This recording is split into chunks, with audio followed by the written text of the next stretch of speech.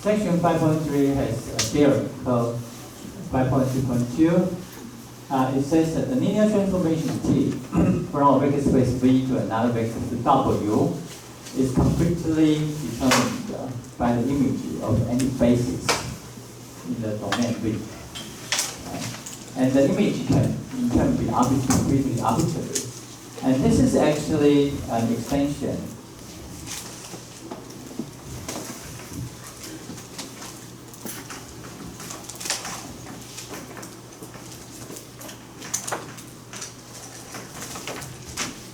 of a theorem we use quite a lot. Section 2.4, the 2.4.12. Oh, yeah.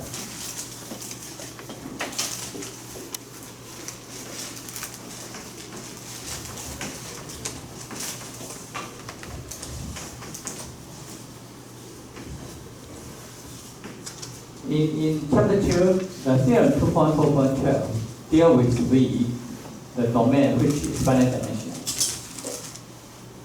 Okay, because in the theorem, we have a finite set of vectors which is linearly independent and span the whole vector space V. So that V is finite and we have a finite basis. Okay? But in here, that the basis, the V, can be infinite dimensional, can be finite dimensional or infinite dimensional. Okay. So, in theorem 5.3.2, V can be finite or infinite dimensional.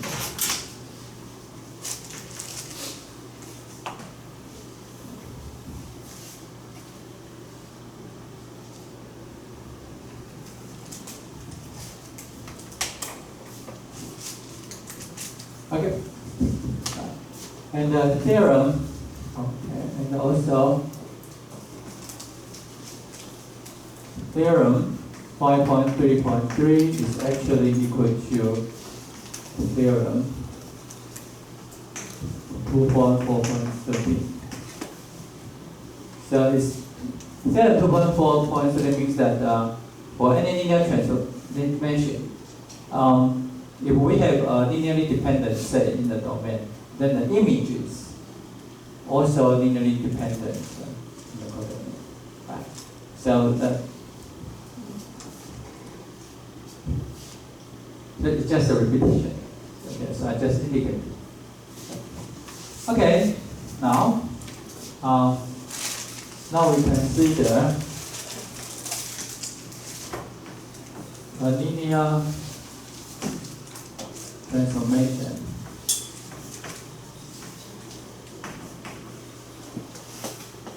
from P from an n-dimensional vector space V to an m-dimensional vector space. Alright, so we're considering a linear transformation T such that both domain and codomain are finite dimensional. Okay, so we are considering this is quite common to occur. Now we let B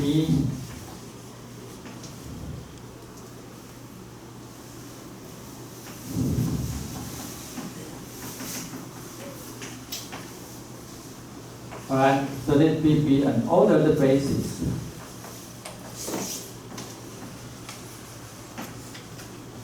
for V. And also let C have 1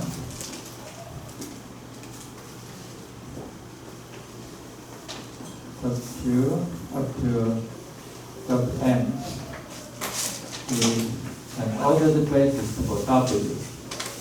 Okay? So we pick up a basis for the domain V and pick up a basis C for the codomain W. Alright, now for all vector in the domain V with coordinate vector relative to the basis B. Alright, so with that, we can reconstruct X by using its coordinate, by using its B coordinate, right? So we can have, this is alpha 1, V1 plus alpha 2, that plus alpha n, okay? So we can reconstruct the vectors. Alright, so now taking P on both sides. Right. So take both sides, we have P of X. And the bilinearity, so we have alpha 1, P V1 plus alpha T, P V2 plus theta plus alpha N, P Vn.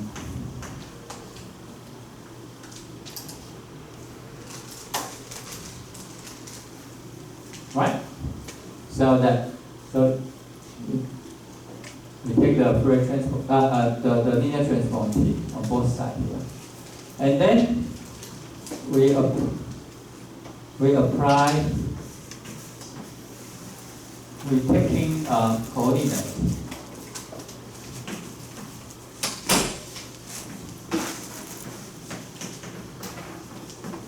Right, so the coordinate C, and we know the coordinate transformation is a linear transformation. And actually it's an isomorphism. Right? So, and so it's linear, so we can have alpha 1, P, V1, C plus alpha 2, P, V2, C plus theta plus alpha n, PVN, and C. So we take the C coordinate on both sides because they are vectors in the codomain W. Okay, in the codomain W, so we can use the basis C for the codomain W.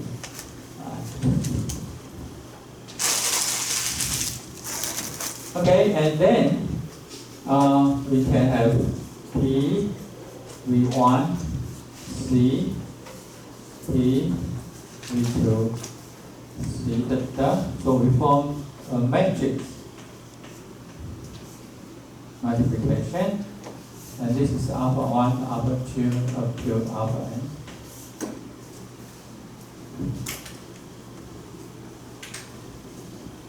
And finally,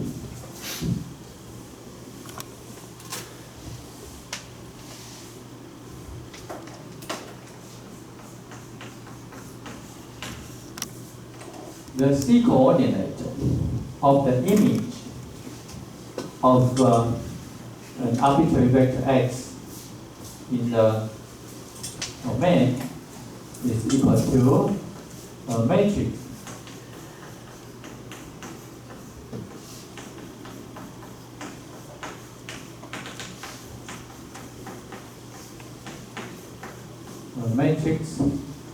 and multiply with the column vector, and this column vector is actually the B coordinate because alpha 1, alpha 2, alpha n is the B coordinate of x.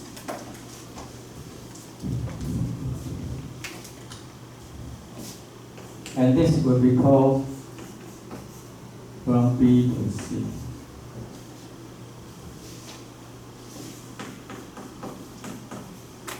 Where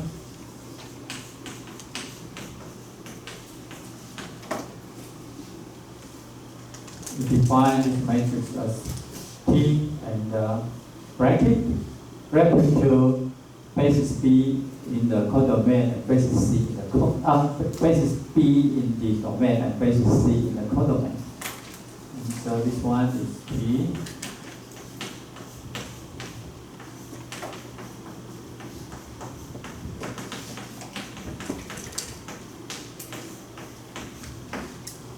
Alright, so this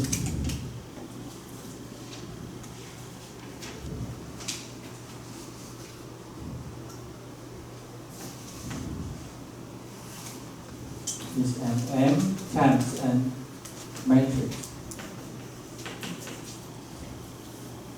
And it's called the matrix representation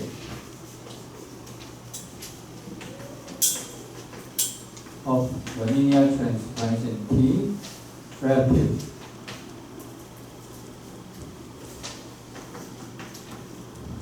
to the basis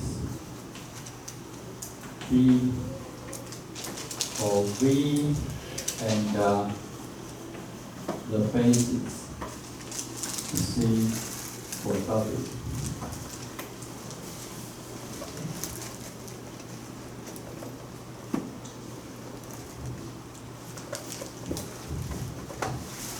All right. So now we are able to represent a linear transformation by a matrix. Okay. But this matrix representation depends on the basis B for chosen for V and the basis C chosen for W. So if we select different B for V, different C for W, we will have different matrix representation. Okay, so you can see the construction of this matrix representation. That we are using the vectors in the basis B, and take the image of each vector in the basis B, and then take the C coordinate. So this notation tells us how to construct this matrix representation.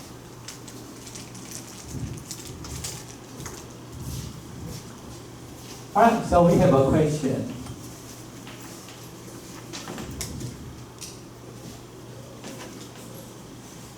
What is the relation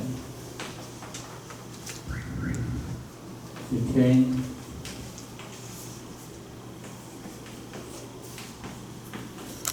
P, BC and P prime, C prime? Where B prime are basis for V and C prime are basis for W. Okay, so our question is that, as we mentioned, the matrix representation of linear transformation T depends on the basis B for V and the basis C for W. So if we choose different another basis B prime for V, another basis C prime for W, then we have a different matrix representation. So the next question would be, what is the relation between these two matrix representations? Okay.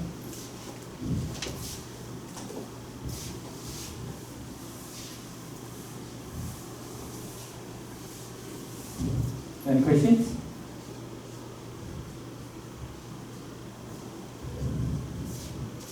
Okay, so let's look at the situation. T is V to W, right? So X goes to Tx. Now, taking B coordinate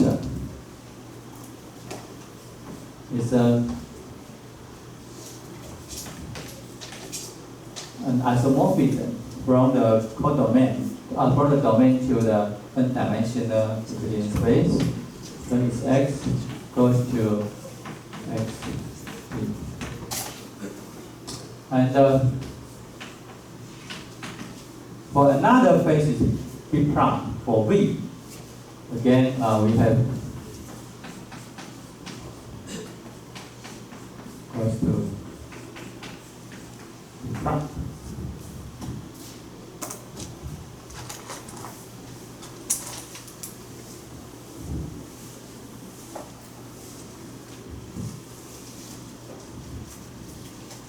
Now, taking C coordinate is applied to vector in the codomain. So it's y goes to y, c, and the c prime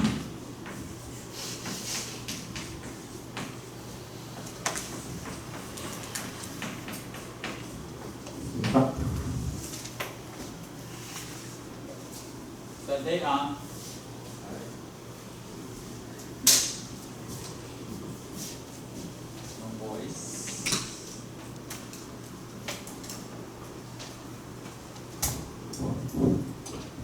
okay. All right. So we have so these are they are all linear transformations, but 1, 2, 3, 4. These 4 linear transformations are isomorphisms. They are bijective linear transformations. Okay.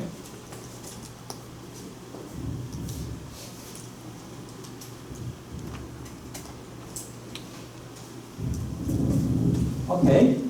So the metric representation.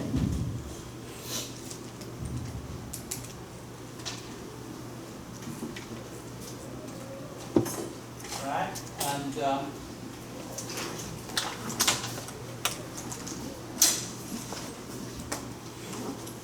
think the battery is low.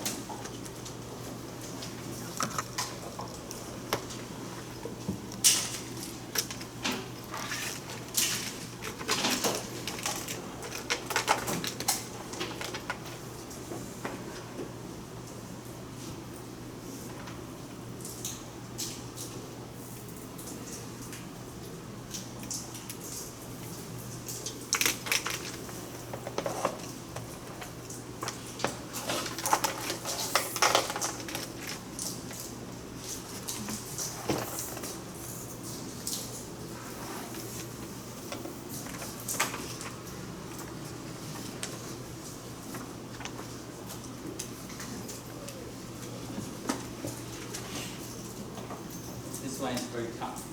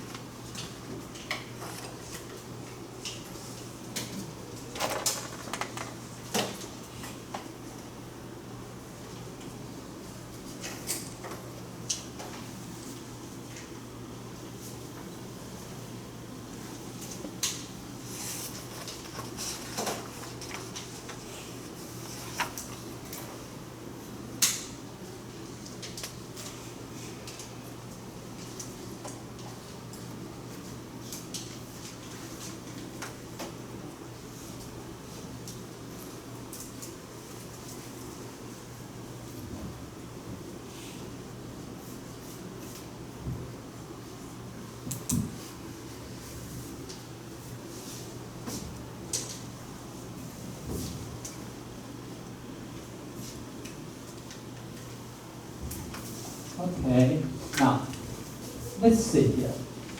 The metric representation actually of T send the B coordinate of the vector x to the C coordinate of its image of x. Okay, so that so we start with the B coordinate. So that would be from Rn goes to V. Alright, so this is the synthesis process. Alright, so the mapping here would be the inverse, okay, of this linear transformation of taking B coordinate. And then goes to W, so this is T. Oh, I'm sorry, I forgot to turn it off.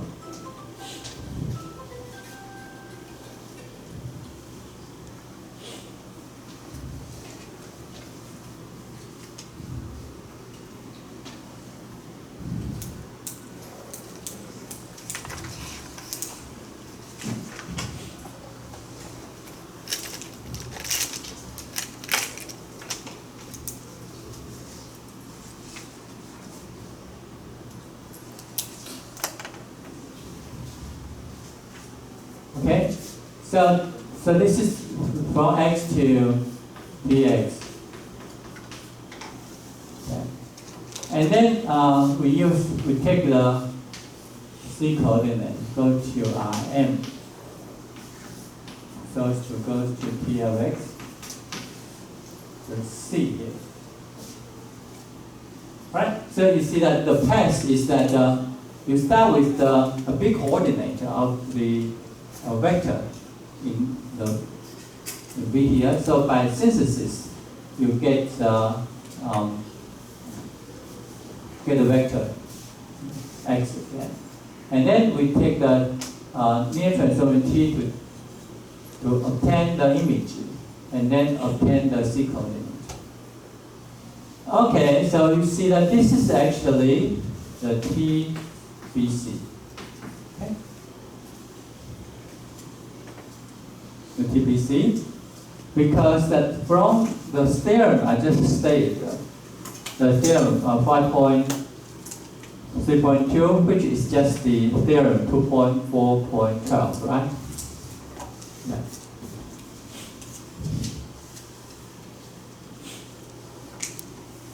Yeah. Yeah. The space can be obtained by the basis. So anyway, so this is unique. So from this diagram, so we have P, B, C. It's the C and T and B inverse. Okay? So we know that immediately that this measure representation is the composition of three linear transformations. Okay, and similarly,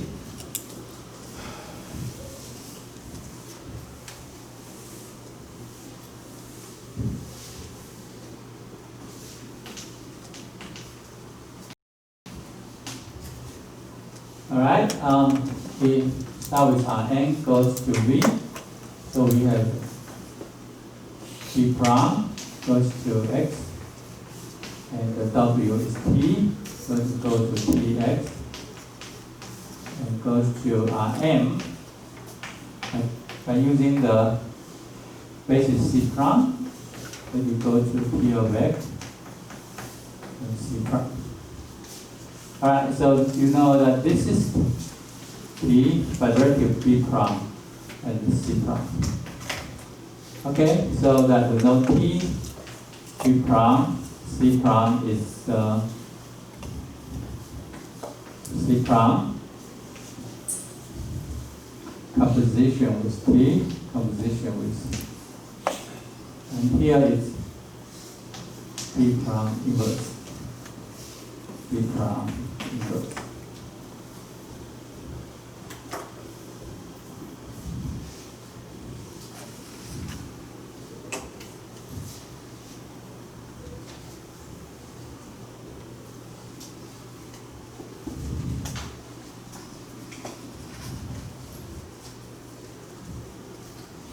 All right.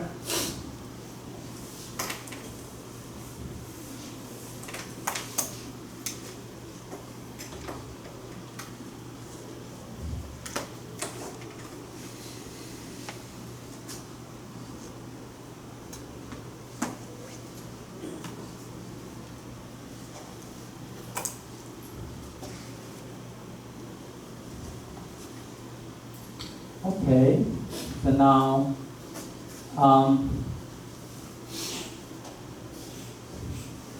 another diagram is from n goes to n, and this is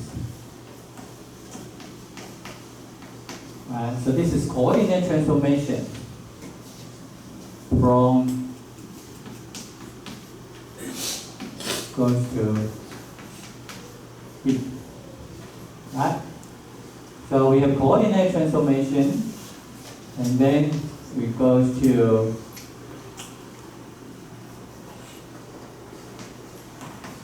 V,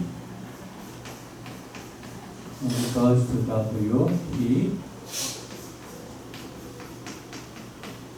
and then goes to Rm by taking the C coordinate.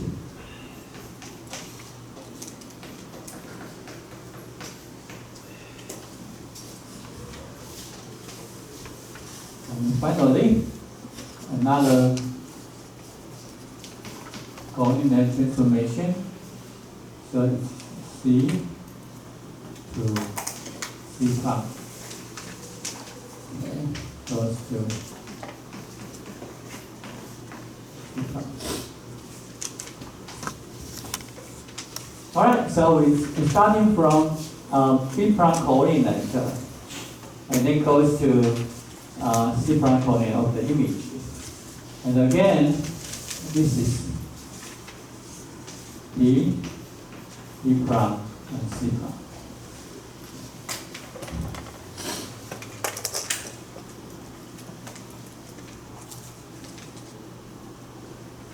Okay, and this.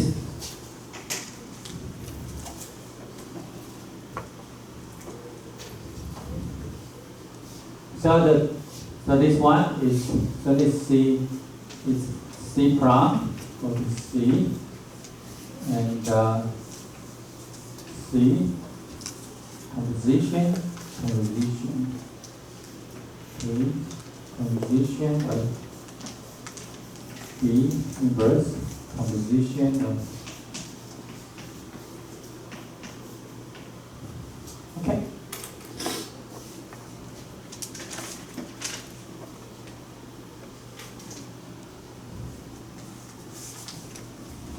But the inner part,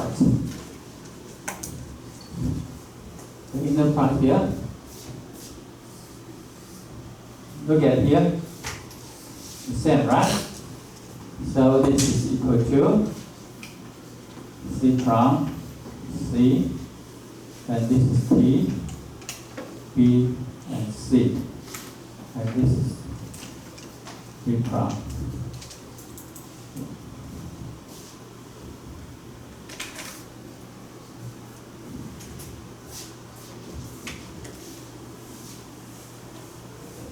Okay, so you know the relationship here.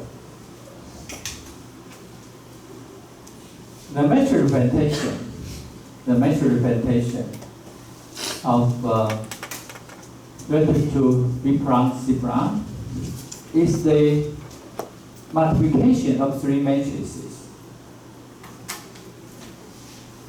The right one is the coordinate transformation for vectors in the domain from B prime to B. And then we have a metric representation of T relative to B and C. And then we multiply with coordinate transformation from in the W from basis C to basis C plus. Okay, so we established the relationship here. And let's see the dimension. The dimension for, this one is a matrix, it's M times N. Okay, and so this is M times N. And because it's coordinate transformation for an in the n-dimensional vector space V, so this is N times N. And this is coordinate transformation, all right, for vector vectors in W. W is m dimensional, so it's m times n. Okay, so let's see that split. This is dimension checking.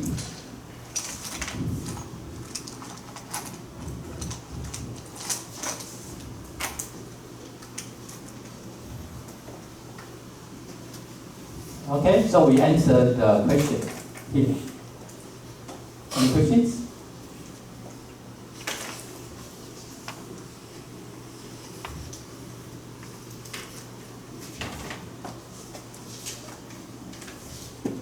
All right. So now,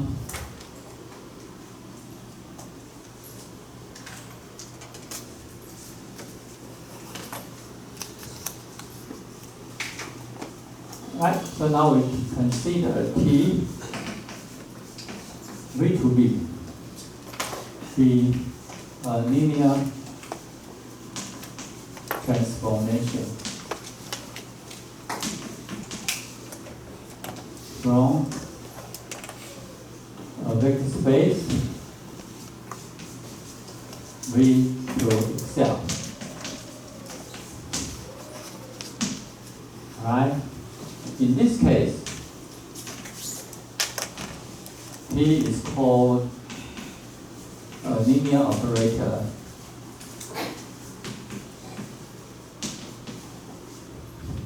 on V. Okay. So a linear operator on V is actually a linear transformation from V to V itself. Okay.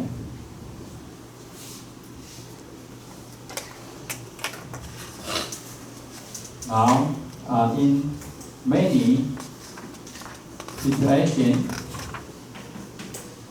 we will select a basis B for the domain V as well as the codomain V. Right, so here, the same V serve as domain and the codomain. Right? When T is the linear operator on V, so V is the domain and as well as the codomain. Of course, we can select different basis. Basis B here and another basis for the codomain. That's fine. But in many situations, imagine we would like to select the same basis B for domain V as well as for the codomain V. Okay.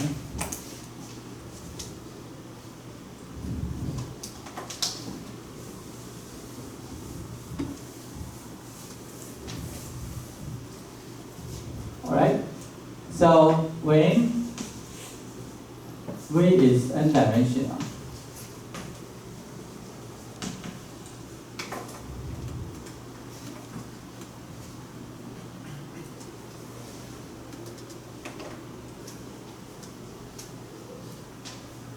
with respect to B, T has a metric representation.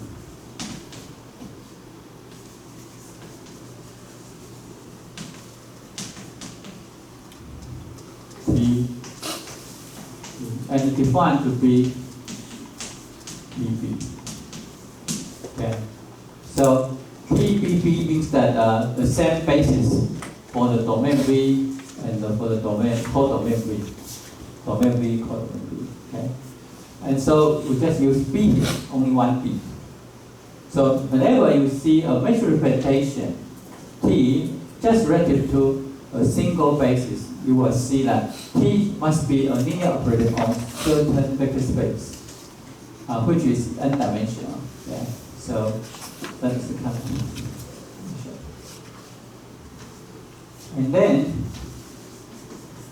And then we have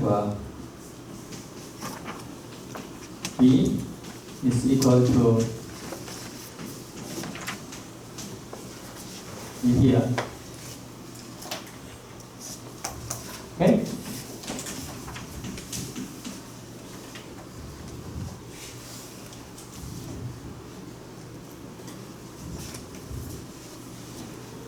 and where we know this mesh representation is P V1, P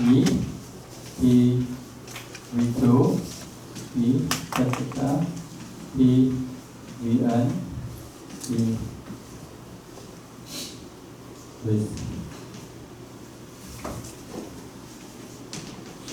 with the basis consists of V1, V2 up to Vn. So everything is relative to the same basis. So we take the basis vector B and take the images. And because the image is also in V, so we take the B coordinate again. So this is to form the mesh representation. Okay? So that is the situation.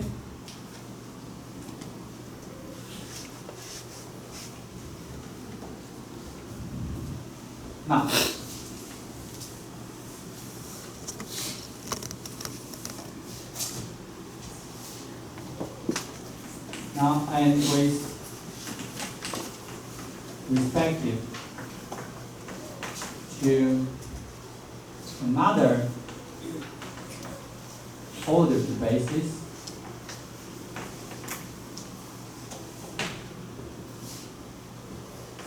B prime for V, okay, T has another mesh representation.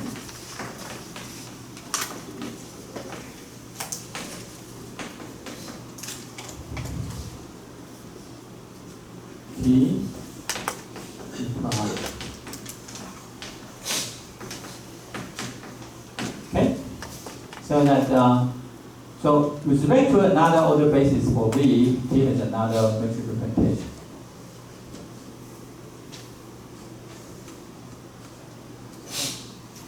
Such that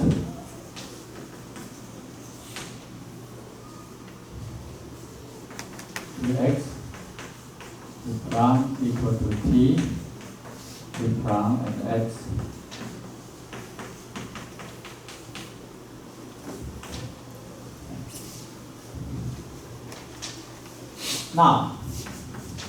Now we have two different mesh representation, right? T sub B and T sub B prime. And these two mesh representations are related as phi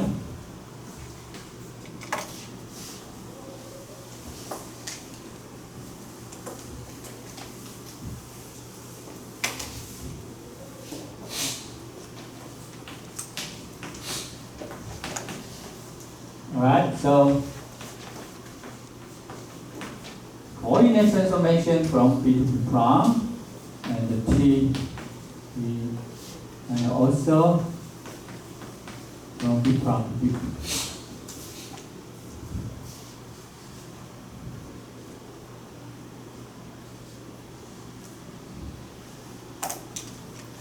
Here is the coordinate transformation in the domain V.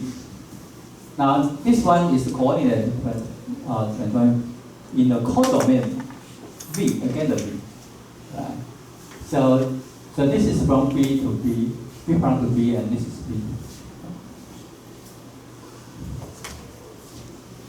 Okay, and but we know these two has relationship. This one is the inverse of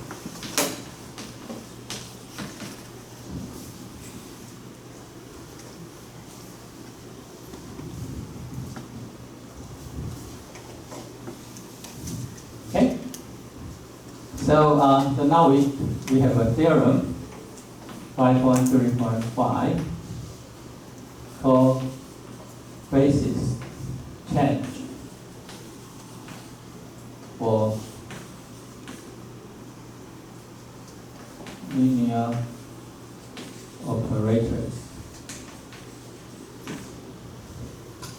Okay, so let T be a linear operator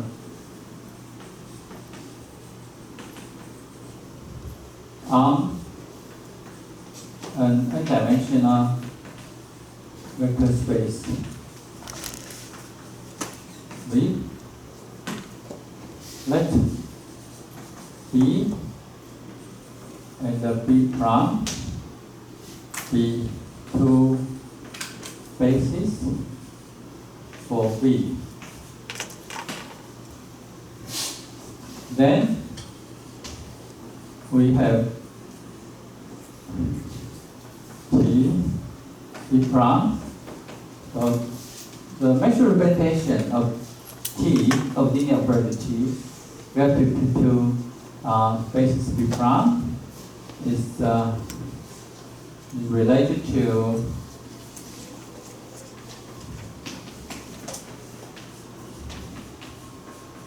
the measure representation relative to the basis B by this formula.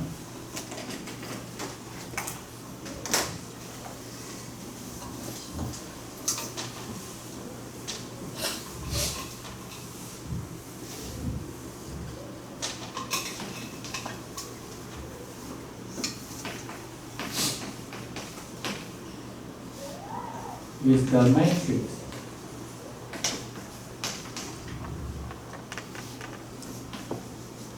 for the change from the B coordinate system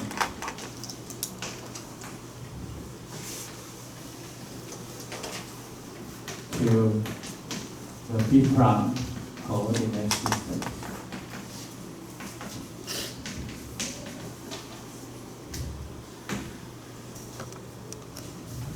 Okay? So these two metric representations related to in this way. So that it's a matrix multiplied with this matrix and that multiplied with the inverse of the first matrix. So this relationship is very interesting. So we have a definition for that situation. And n times n matrix A is called to be similar to an n times n matrix B defined and denoted as A similar B. If there exists an n times n invertible matrix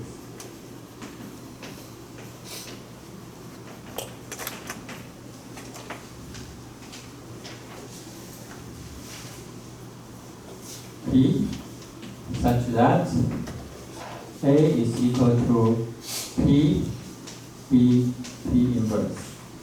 Okay. So two matrix, so matrix A is called similar to matrix B. If there exists an invertible matrix B, such A is P, B, P inverse.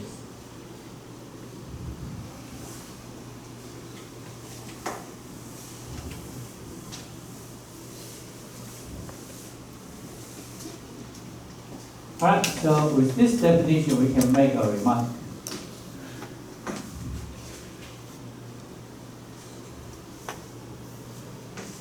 The matrix representation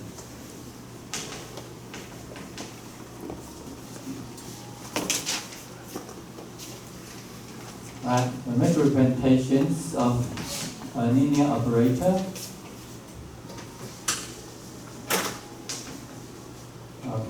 on an n-dimensional vector space V relative to two bases B and we prime for V, right, are similar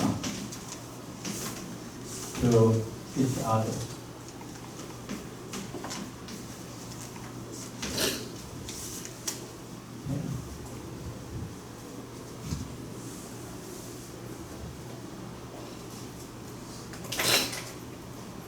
Okay, so you see from here. So this is A, this is B, this is B, and this is B inverse. Okay.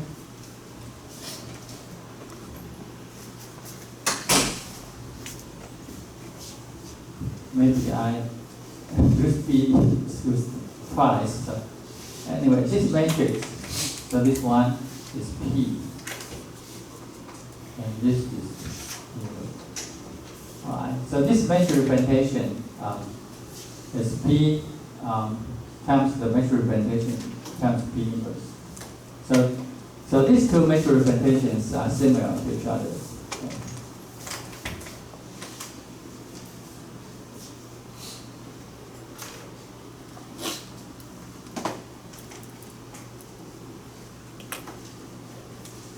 Okay, so let's take a break up to 11:10.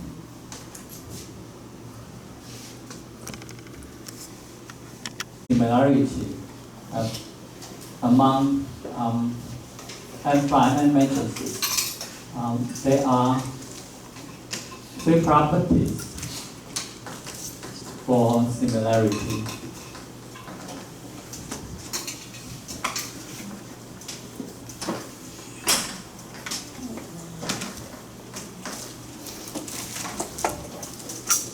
First one, similarity is reflexive.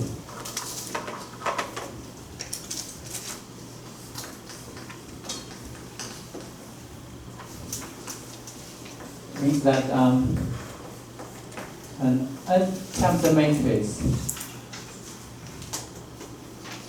is similar to itself.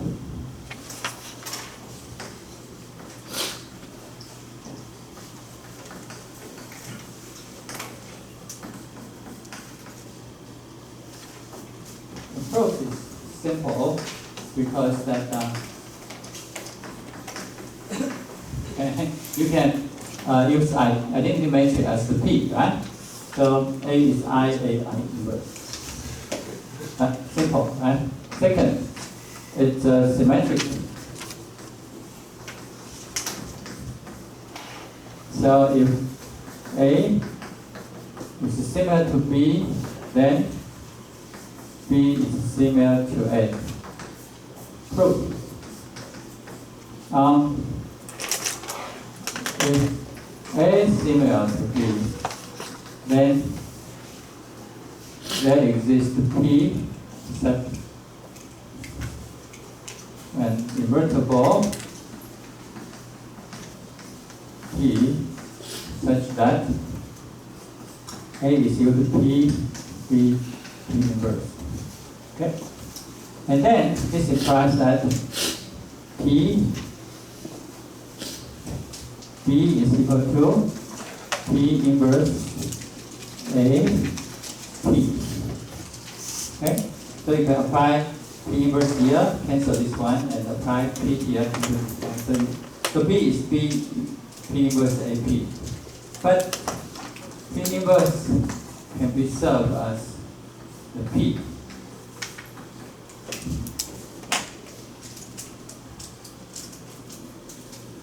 Right? And so B is similar to A. Okay.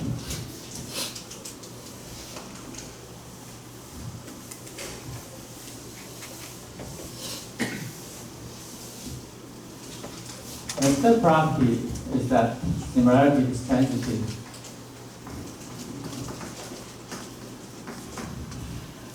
If A is similar to B, and B is similar to C, then A is similar to C. Proof. A similar to B because only there exists the P an invertible P such that A equal to P, B inverse. Also, B is similar to C if not in. There exists an invertible Q such that B is equal to Q, C, and Q inverse. Yeah, by definition. Then we have A, so B, okay, so P, B, B inverse. And by substitution here, we have P, Q, C, Q inverse, B inverse. So we have PQ and C and the PQ inverse. So, and this implies that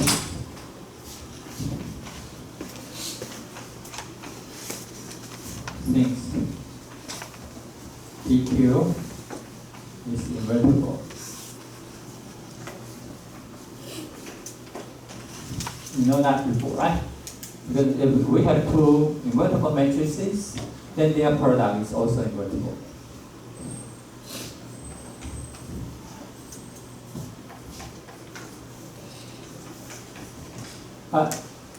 So a relation which is reflexive, symmetric, and transitive is called an equivalent relation.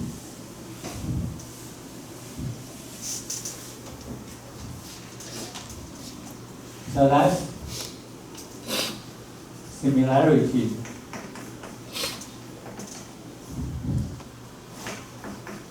It's an equivalent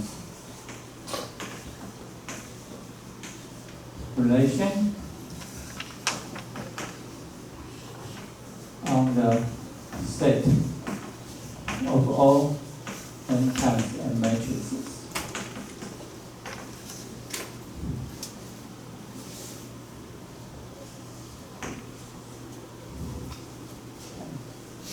So we have similarity. Now remark.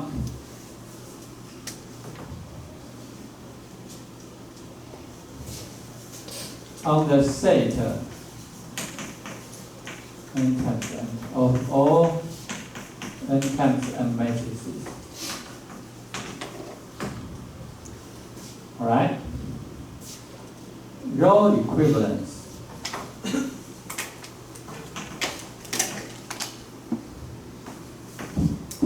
And similarity are two different equivalence relations.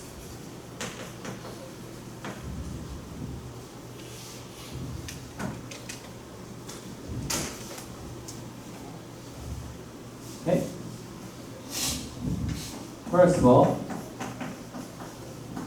no equivalence means that they have the same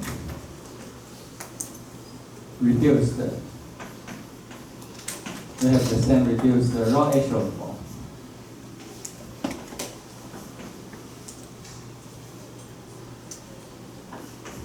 Right. So by definition, two n by n matrices are row equivalent if and only if they have the same reduced row echelon form.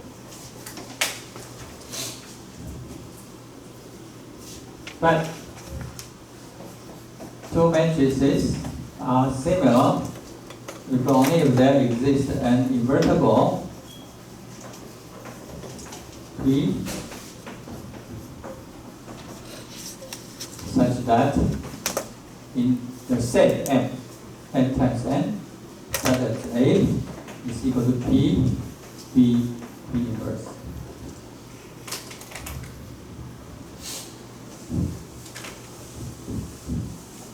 Right? For example, all invertible matrices are row equivalent to each other.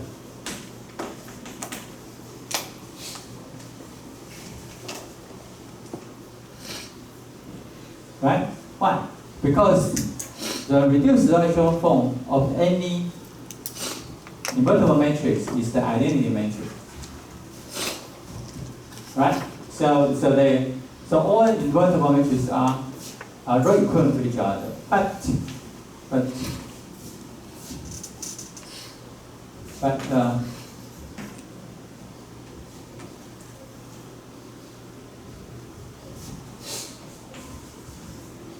there are two invertible matrices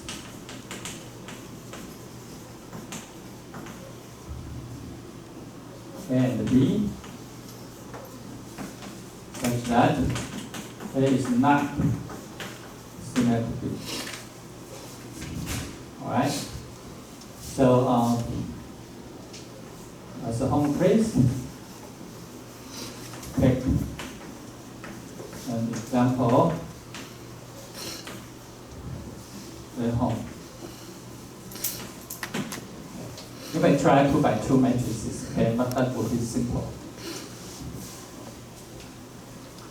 Okay, so row equivalence and similarity are very important equivalent relations in linear algebra, but they are different concepts of equivalence relation.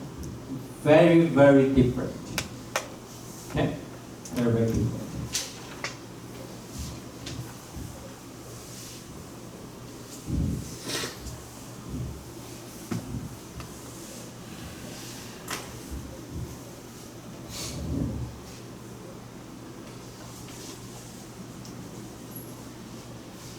Right? The theorem 5.3.6 related IA is similar to Q so the A is n by n, Q is also n by n with A equal to P, Q, P inverse. Alright? Suppose we have this situation. So A and Q are two similar n by n matrices. Okay. Now, taking the columns of P as an ordered basis,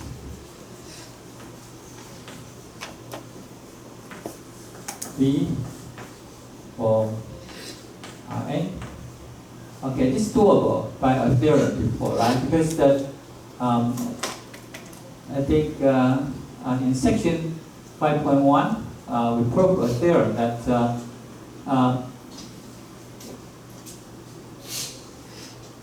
a matrix, n by n matrix is immutable if and only if its column space, its columns form a basis for Rn, right?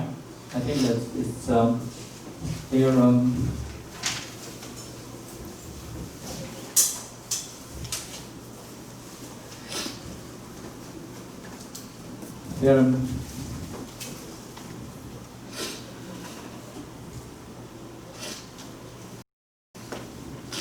the theorem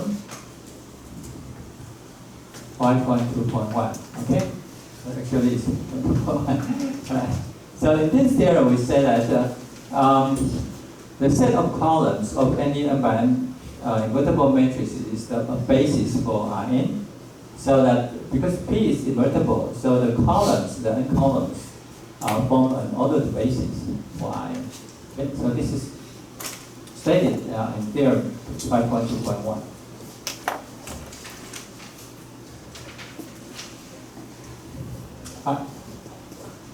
Alright, so we have Q. So the Q here is actually the measure representation of a linear transformation such that P is defined by A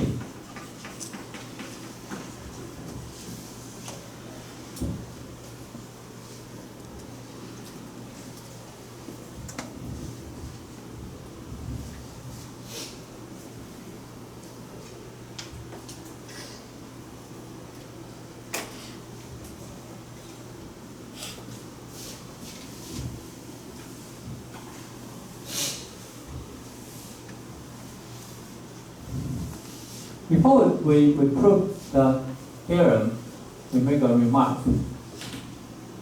When we define linear transformation T by A in this way, then A is just the matrix representation of T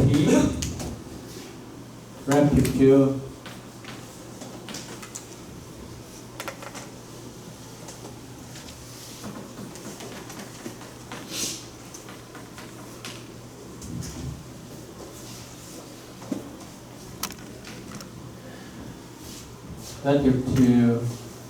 the standard ordered basis.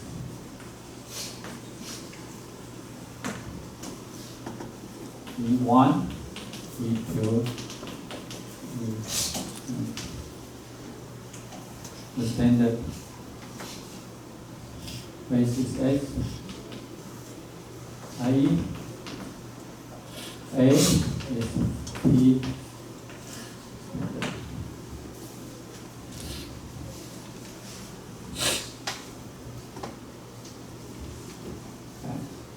so we use the matrix A to define linear transformations in this way.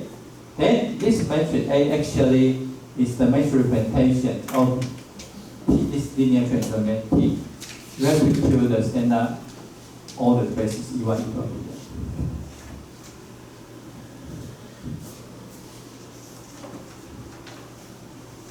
Alright, so the proof.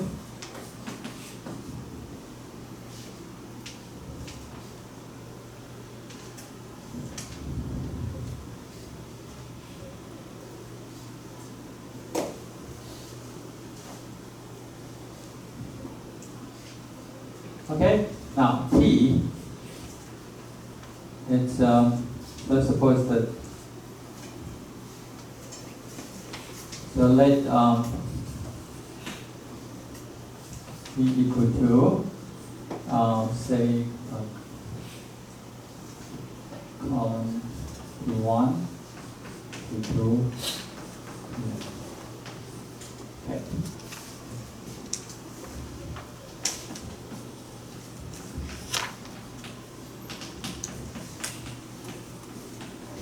And columns of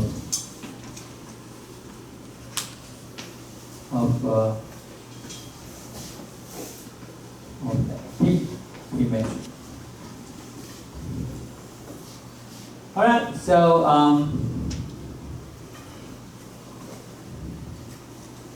by theorem 5.2.1, if we define P1, P2, it's a basis for Rn. Okay. So we know the columns of P, because P is immutable, right? So by theorem 5.2.1, we connect all the columns of P together, called the set to P, so it's a basis for it.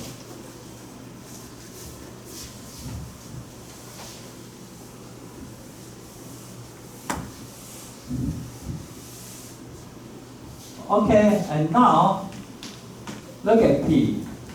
What is P? P is P1, P2 up to Pn. But P1 is also the coordinate vector So actually, it's a coordinate vector relative to the standard basis, right? It's the same by definition. This is just P1 is the vector, but relative to the standard order basis. Okay.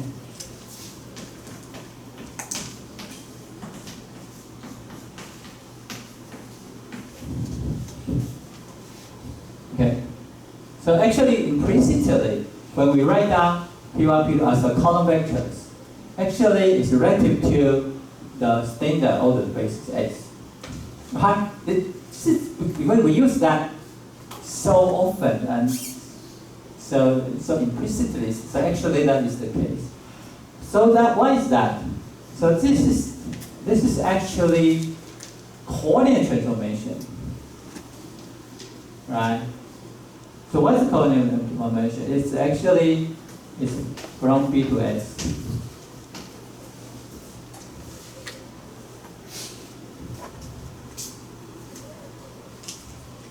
We call our metric representation of the coordinate transformation is this one. So this is P actually is from the basis B to the standard the basis. Okay? The standard basis.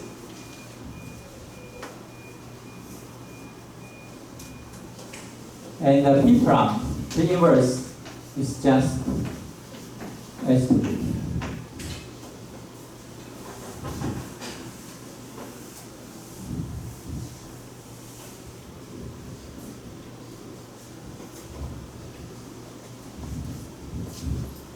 Okay?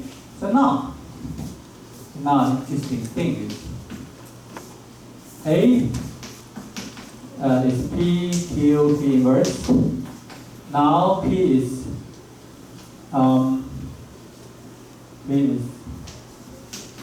B to X. Okay, and what is Q? P is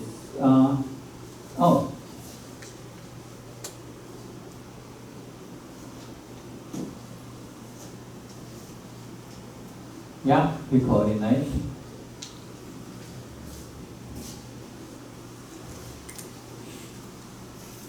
P and so this is okay. So we regard Q as B here, and I'm sorry. Implies that Q is P inverse A P. I'm sorry. So this equation implies that Q is that. But what is this? P inverse is wrong standard that, and the A is PS, and the P is B to X. Right? Because we know here already, you told a remark, we know A is just the linear transformation T defined here, right? The A, because we define T is A, so that A actually is the metric representation relative to the standard basis as we make a mark here. And so we just plug in, and P, we know the P and the P inverse here. But what is that? From our previous theorem, this is just P, B. So it's a metric representation, right? Relative to the basis B. And we have done. So that is, so Q is the metric representation of this linear transformation defined by A. Alright? And relative to the basis B. And we've done. So this is actually by theorem 5.3.5, and we have done.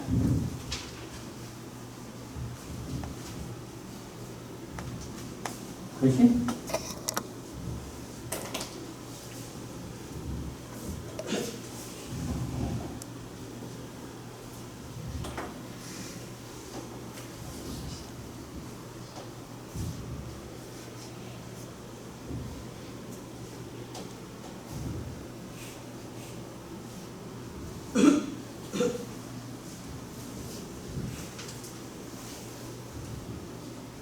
Any question?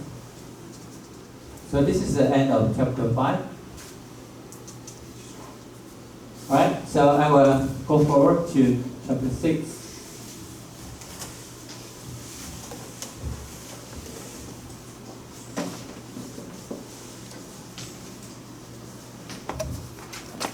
About the eigensystem.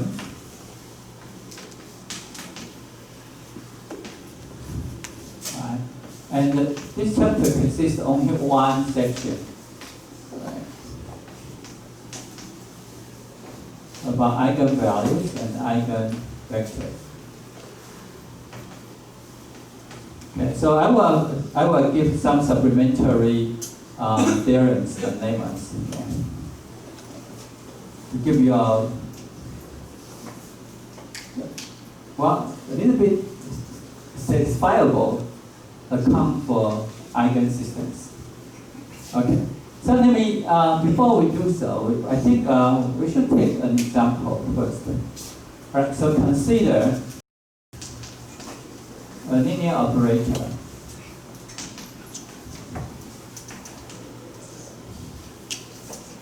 T on P1. So P1 is about alpha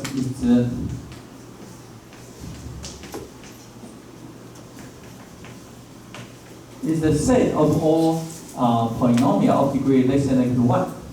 Okay, so this is two-dimensional. So this is a vector space and has two dimensions. Okay. And then this one such that, and as we know, to specify a linear transformation completely, alright, it's just to specify its images on a basis. So we know basis. So basis is 1 and t. Okay. So,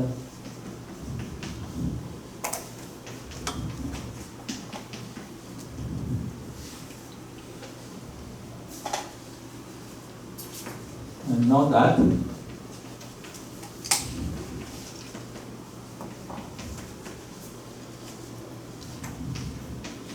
is a standard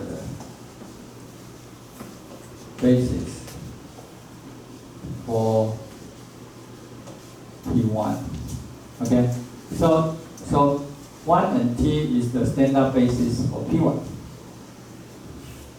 Okay, the constant polynomial and this monomial of degree 1, right? So these two vectors form a basis for P1 and we call it standard basis. Okay. All right, and so the images on the basis determine uniquely, all right, completely determine this linear operator. Okay?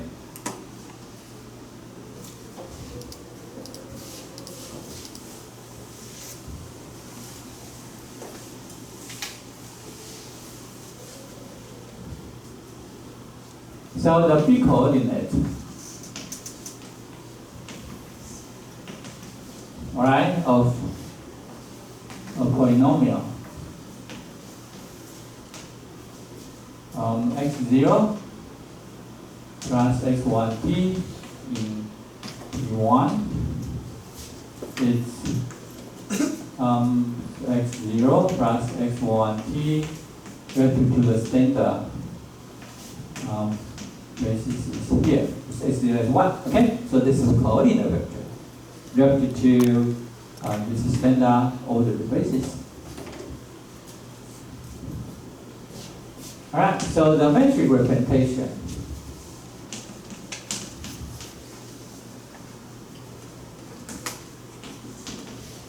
Okay, of P relative to the standard all the bases is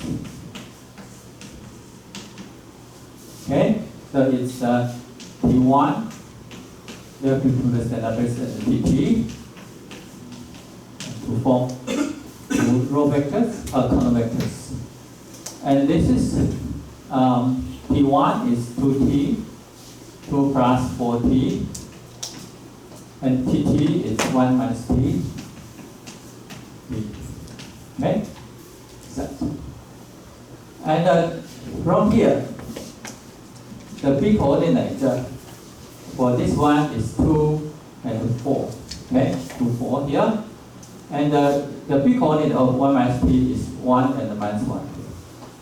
Okay? So this is the vector representation of this linear operator on the standard order basis P. Okay? It's just like I just take an example to review the previous concept, right? In section 5.3.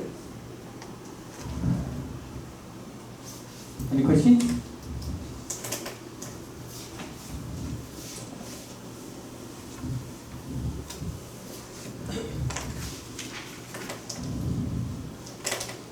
Now we consider another basis. Okay, say here we can b prime 1 plus t 1 minus 4t for t1. Okay, so we consider another basis here. So the action of P defined here on the basis vector here. T1, it's T1 plus T3, so that is 3T plus 3. I'm sorry. Okay, so I got it. And the T 1 minus 4T is T1 minus 4 PT, so that would be, yeah, would be,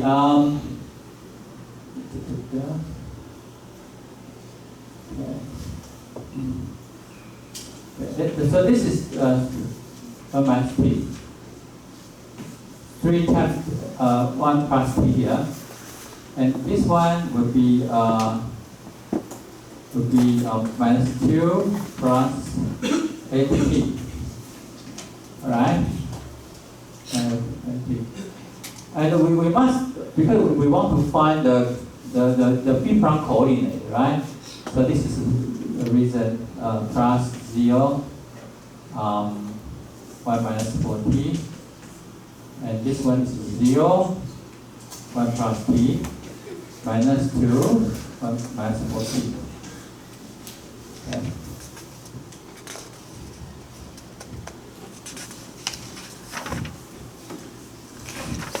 Okay, so that the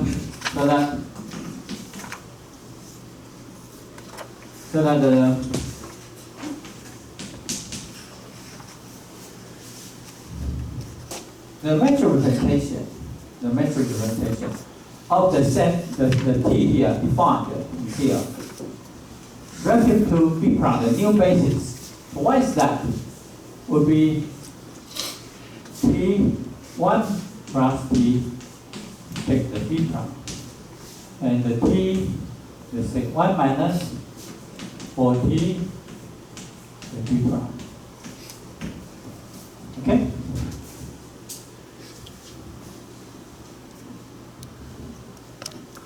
Because we use the same basis, right? For the domain and the codomain. For any linear operator. Okay. So it's T prime. And by our calculation, T1 plus T, and we take the B prime coordinate, we find that this is 3 and 0. 3, 0. And for this one, we get a 0 and a minus 2. So we get a diagonal metric representation. Okay?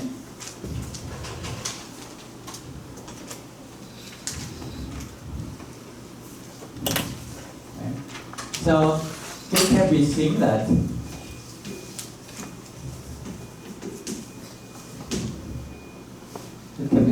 that the matrix representation relative to B prime is much simpler.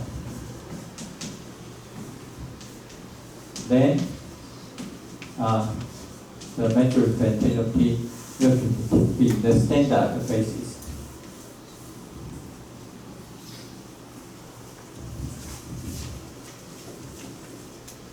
So you can see that if we choose different bases, we have different matrix representations.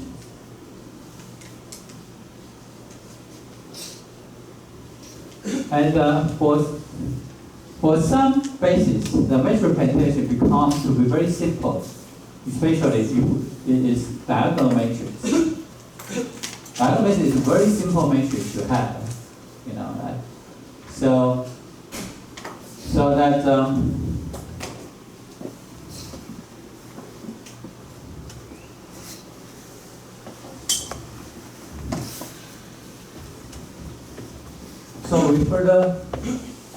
we like to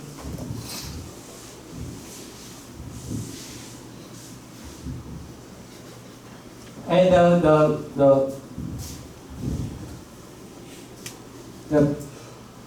possibility to have such a simpler matrix representation is because that we select a basis such that we have such kind of relations.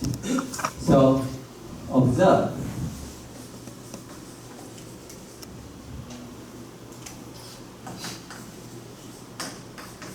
1 plus t give you 3 times 1 plus t.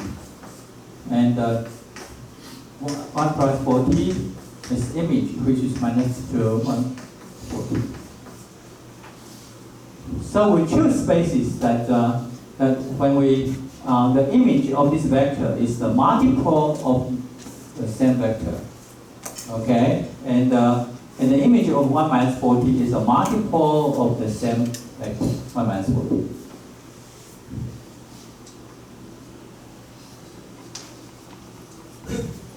Alright, so that's for any P T in U1 with PT. So if there's the B prime coordinate of PT is A1 and A2, right? So A1, A2 form the B prime coordinate, right? Here, then TTT becomes to 3A1 1 plus T minus 2A2 and minus 4T. So the image will be very simple, right? We just multiply and the coefficient A1 by 3 and the multiply coefficient A2 by minus 2. We get that one. Alright, so this is the benefits to have diagonal matrix representation. Alright, so the further question is, let's take the linear operator on an n-dimensional vector space.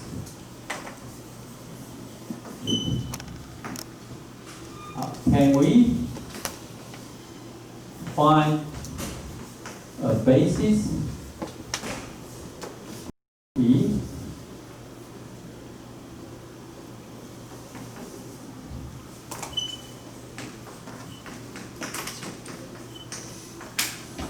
for V such that TB is number 1, number 2 up to number n.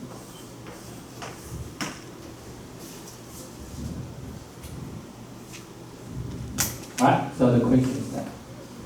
And this is equivalent to ask for a basis B V1, V2, Vn, such that T Vi equal to lambda I Vi for all I from 1 to n. So this is equivalent.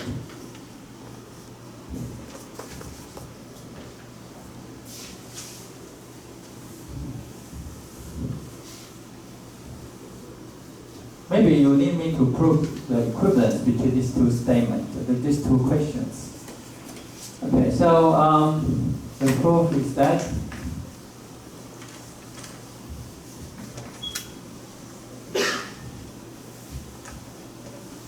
TB, what is TB? Is the TV1, B, TV2, Vn. Okay. So the vector representation is this one. But with that, so this is lambda 1, V1, B. This is lambda 2, V2, B. This is lambda n, Vn, B. So we have that. And what is this? Lambda 1, V1. So the coordinate will be lambda 1, 0, and 0. Okay, this is the first column. And the second column will lambda 2, V2. So 0, V1, lambda 2, V2, and all zeros. And the 0, and this lambda n. Alright, so that's the case.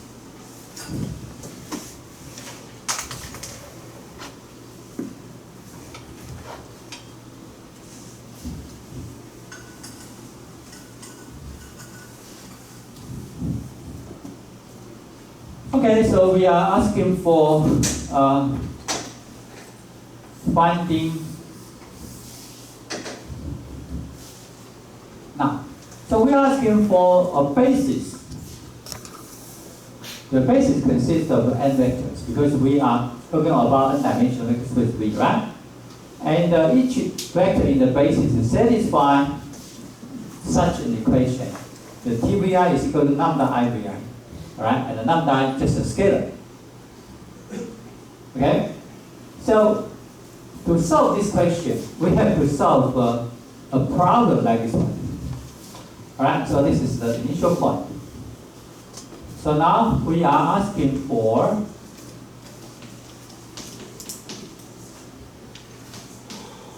solutions. Lambda and vector x satisfying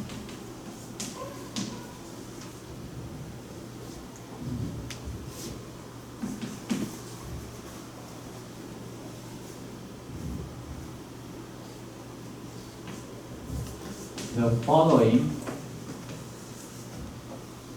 general equation.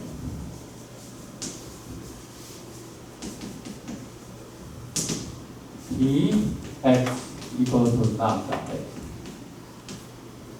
Right. So we are asking for, do we have a scalar lambda and a vector x such that Tx equal to lambda x? We are asking for a solution for this equation. And this equation which is called the eigen equation for the linear operator T. Okay? So this is just the beginning. Alright?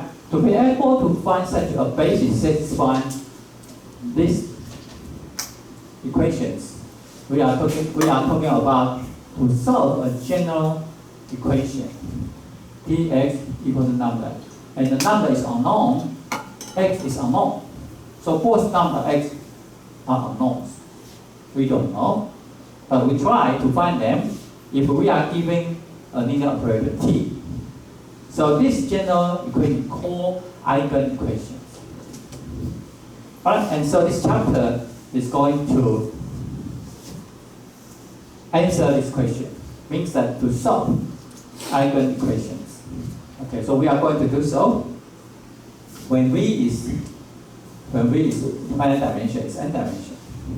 Okay.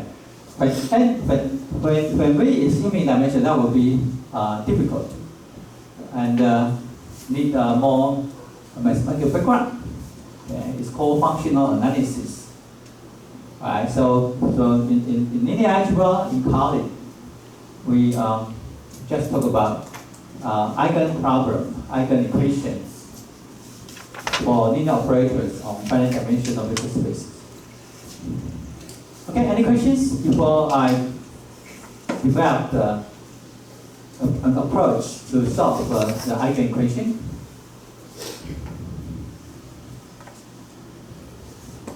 Okay? Right. So all these results will apply to your ordinary differential equation courses. Okay.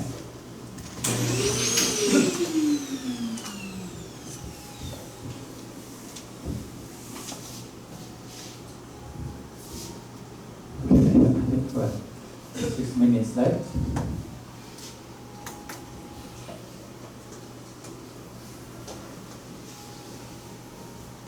Alright, so let V be an n-dimensional vector space over R over C. Right, so now we will consider scalars which are real scalars and sometimes for complex scalars. Because they, with different scalars, the problem will have different approach and different behavior. So, right, and later on, we will use F to denote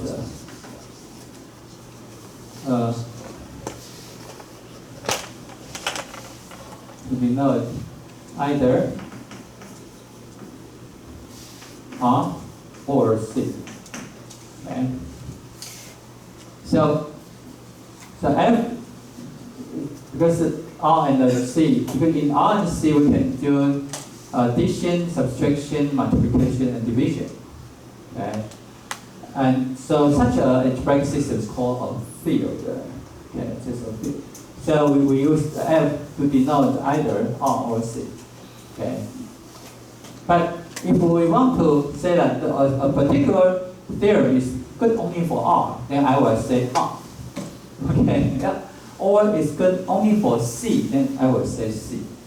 If I say over F, then F can be R or can be C. Okay, so it's generally. Right? So that is the language between us, right? And and we saw let T be a linear operator.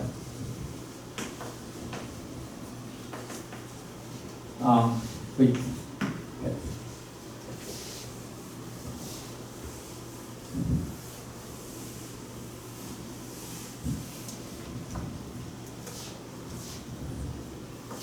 Definition.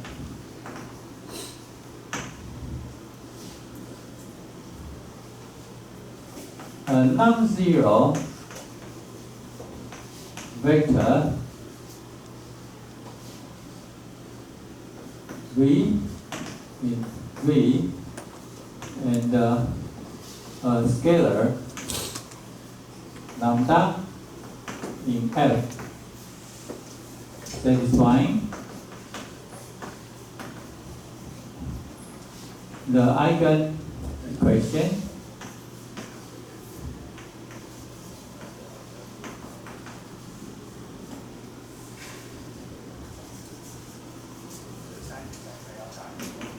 for P, meaning PV equal to lambda V, are called an eigen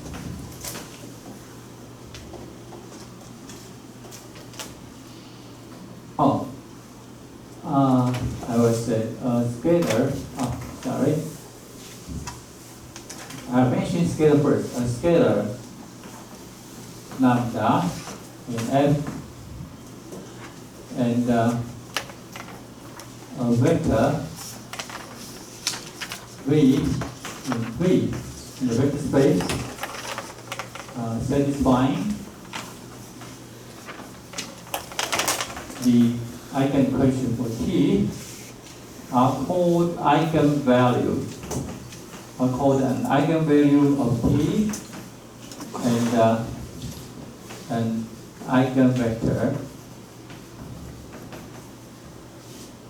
of T associated with eigenvalue lambda.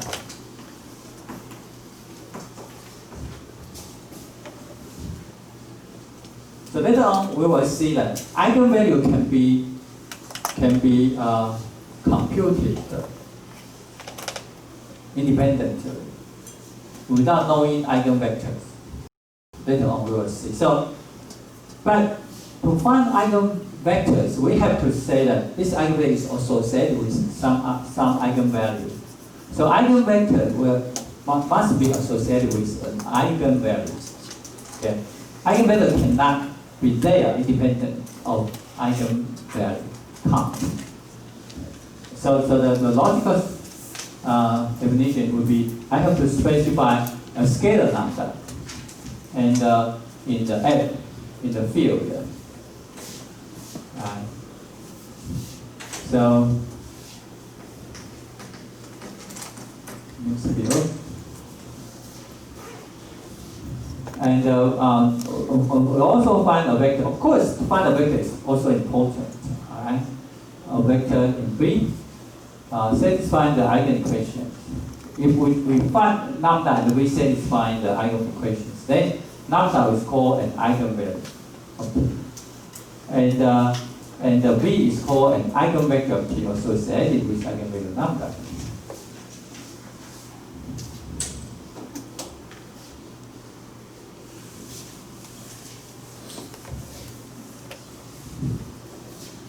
Alright, so to solve the eigenequation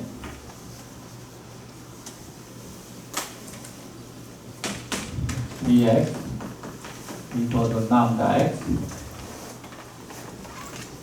for a linear operator P on V. We select a basis for V. Right? So we have to select a basis for V. And consider the metric representation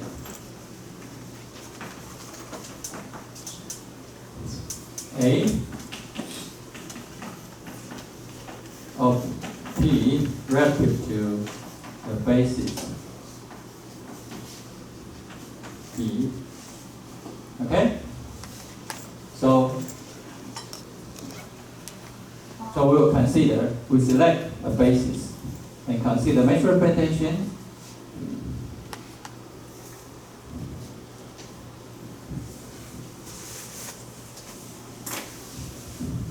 then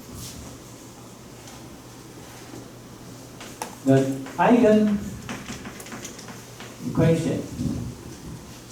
eigenequation in V, right? Because the vector is a V, alright?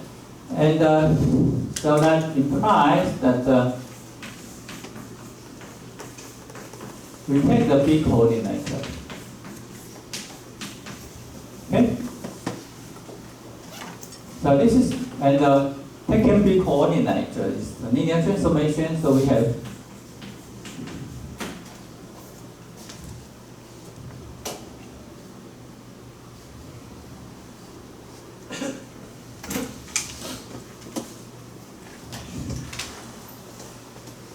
okay, so it's that. And also,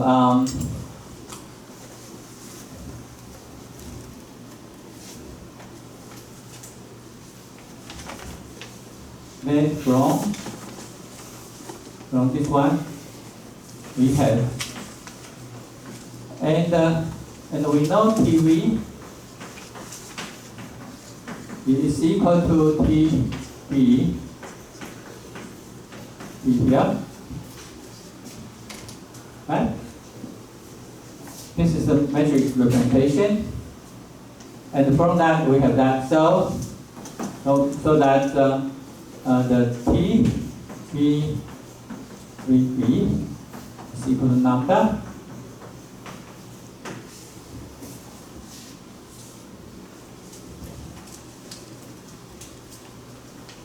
Right, and because A is the measure representation, so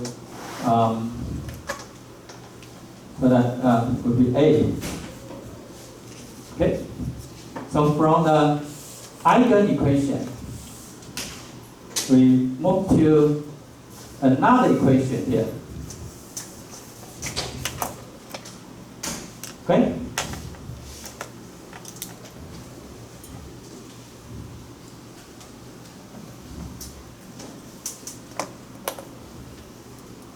So let x to be the B coordinate of V.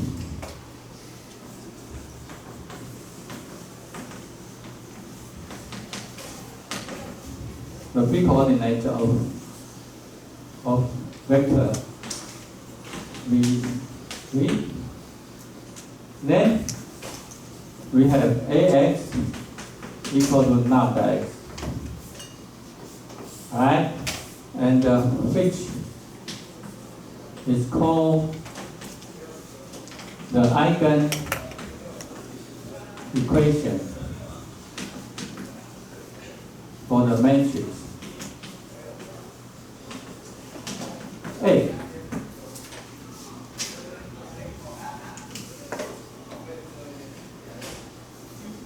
Note that the coordinate vector is in N here. So we have matrix equation. And now we go back to chapter 1. Because we saw a lot of matrix equation in chapter 1, right? So now the problem is doable. Okay? It's doable because we have plenty of tools at hand already there. Okay? At the beginning here, it seems very difficult, right? Because the vector is in, so after it's in a vector V. V can be arbitrary vector, like polynomials, functions, spaces, right? So how do we do that? Would be a question, a lot of questions. But once we select a basis for the vector space V, the eigen problem becomes to an eigen problem for matrices. Okay, so this is a matrix equation. So that the x would be column vectors, and lambda just a scalar, right? And A is a matrix. Okay, so here, so we have n times n matrix. This is n times 1 coordinate. This is n times 1 coordinate. And what is that? This is actually equivalent to A minus lambda. So we are solving the homogeneous equation. Okay? So we are solving a homogeneous linear system, actually. So you know how to solve it, right? if you are giving the matrix A, right, so you know how to solve it. Okay, so I stop here, and next week I will solve the problem from here.